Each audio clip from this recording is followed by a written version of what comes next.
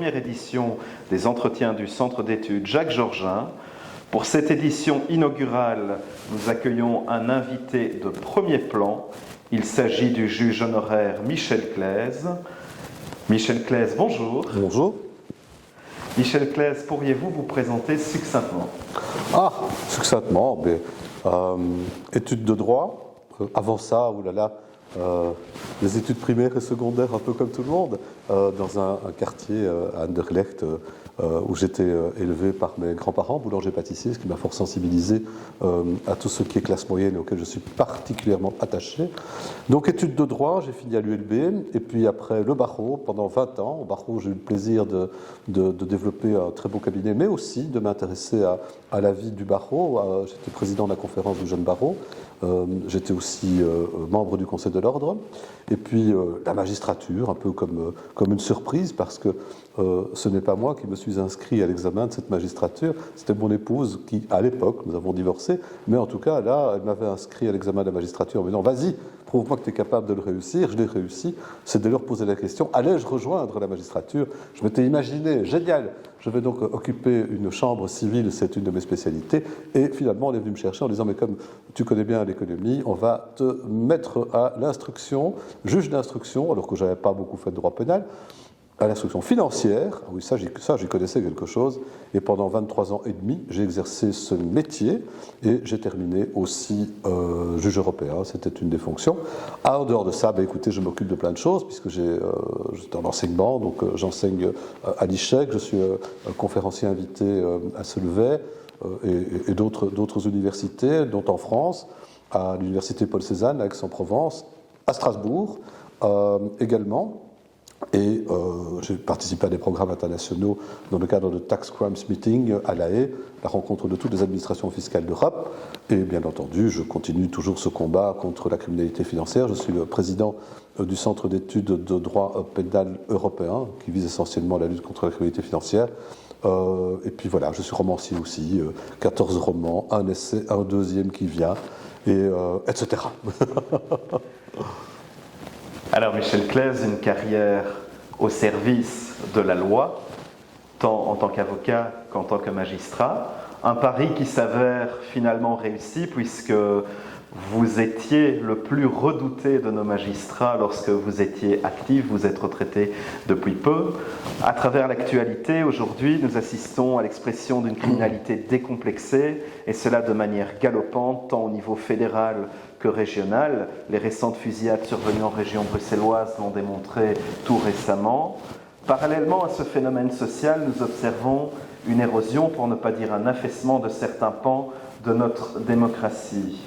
Quel constat tirez-vous à l'heure actuelle et quelles seraient pour vous les pistes de solutions envisageables à court, moyen et long terme? Alors, effectivement, c'est un danger démocratique que nous courons d'une manière générale.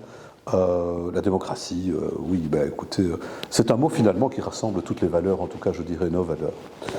Bien sûr, il y a la démocratie institutionnelle, c'est les élus, c'est le combat qu'on a maintenant, donc c'est le 9 juin. Et puis la démocratie sociale qui a pris un peu aussi le pas dans notre société par la création de valeurs reposant sur l'égalité. C'est l'accès à l'enseignement, à la justice, aux soins de santé, à la solidarité aussi, et cette solidarité qui est vraiment tout à fait battue en brèche.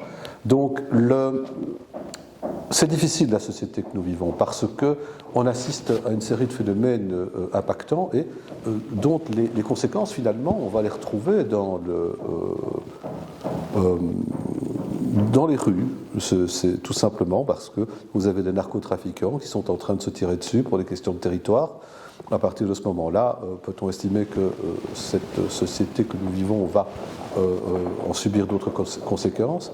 J'espère que non, tout le moins pour les passants qui jusqu'à présent sont passés à travers les balles. Mais imaginez-vous une mère de famille qui est touchée par une balle avec son gosse, la catastrophe, vous savez, nous ne pouvons pas garantir qu'elle ne se produira pas, mais on verra. Mais quoi qu'il en soit, qu'est-ce qu'on peut faire par rapport à cela?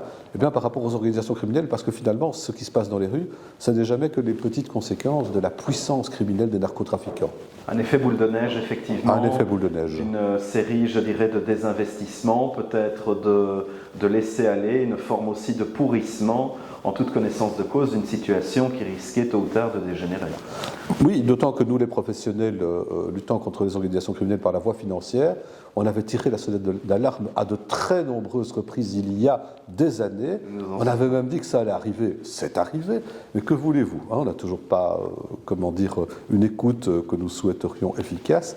Et comme je dis maintenant, de temps en temps, ça suffit.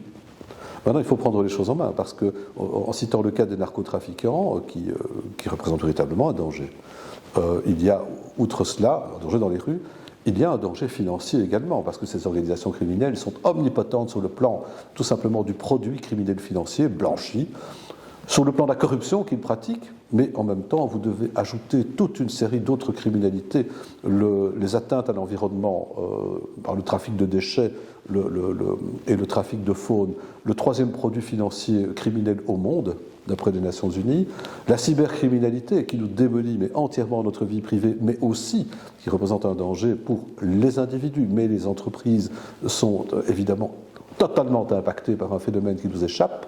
Vous avez le problème du terrorisme actuellement et de la radicalisation, du radicalisme, dont nous n'avons pas encore maîtrisé non plus toutes les conséquences à venir. Et l'attentat à Moscou nous prouve bien ce que nous savions également, que Daesh est toujours bien là, même caserné en Afghanistan, et que chez nous, ils reviendront. Quant à la radicalisation, c'est une chose qui est difficile à partir du moment où nous sommes les porteurs du flambeau, c'est le cas de le dire, de l'action laïque, mais par rapport au vivre ensemble également, et par rapport à ce que apporte le message de ces gens, en termes notamment d'homophobie, d'apostasie, de non-respect des droits égalitaires de la femme, etc. Là, ça nous pose un problème de société et un recul démocratique également, par une petite prise de possession. C'est pas l'islam qui pose problème, loin de là. C'est l'islamisme, ça c'est ce qui pose problème. Et dans les autres phénomènes, ce sont évidemment la puissance de ces organisations criminelles qui bénéficient aussi à travers le trafic d'armes. On a enterré les armes après les guerres. Imaginez-vous un petit peu le jour où les armes en Ukraine qui ont été livrées vont circuler sur les marchés, qui vont être noyées, c'est une chose en prévision. Les escroqueries, la traite des êtres humains, la fraude fiscale grave et organisée jusqu'au carrousel à la TVA, 150 milliards par an, la contrefaçon, la fraude sociale, ça donne le tournis. Moi, j'étais arrivé à un calcul en disant qu'on avait en Europe au moins dépassé les 1000 milliards par an de produits financiers de ces différentes organisations criminelles. Je pense que c'est plus, mais en même temps, imaginez-vous que c'est le montant d'une année qui va se mélanger au montant des années précédentes, suivant une espèce de spirale infernale. C'est absolument ingérable aujourd'hui, sauf à prendre les choses en main, à tracer l'état des lieux sur le plan de l'économie parallèle pirate, et on peut le faire avec des institutions comme le CEDEFO, avec des institutions comme la Banque mondiale, le Fonds monétaire international, l'Union européenne. Il est urgent de tenter de cerner les montants pour les imposer aux gouvernants et les imposer à la citoyenneté, pour que la citoyenneté oblige les gouvernants à se réveiller par rapport à ces phénomènes-là, parce que là, franchement, il y a feu au lac, hein. Ça c'est clair. Merci beaucoup, Michel. Merci.